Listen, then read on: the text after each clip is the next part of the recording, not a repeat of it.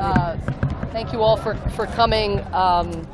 We've had a very moving afternoon as a Security Council meeting with people who have suffered terribly during this crisis, some of whom came here in December 2013, some of whom have been relocated only in the last few weeks from other camps like Tumping, some who came in July desperate, many who could recount bullets flying overhead in the crossfire of the crisis that occurred in July. So this has been an extremely important visit because it's our chance to see the human consequences of the failure of political leaders to bring peace back to their country. These are the consequences.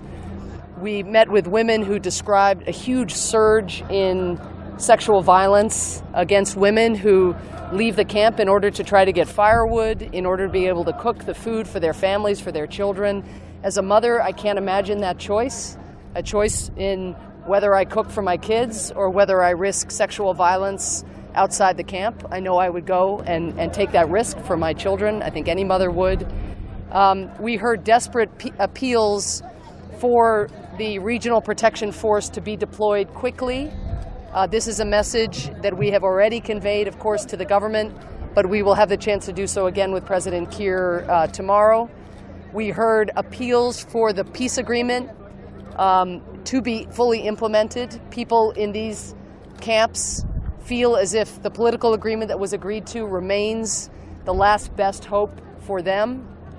And we heard appeals for the UN peacekeeping presence to be more active, to patrol, to offer the protection that people are afraid that security forces for the government do not offer at this time.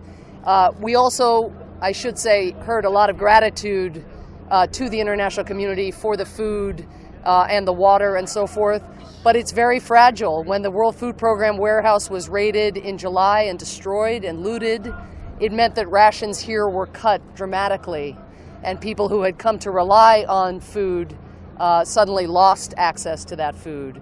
And so not one individual, not one South Sudanese that we spoke to wants to live in these POC sites. Every single individual we spoke to wants to go home, and they will go home, they say, as soon as there is security.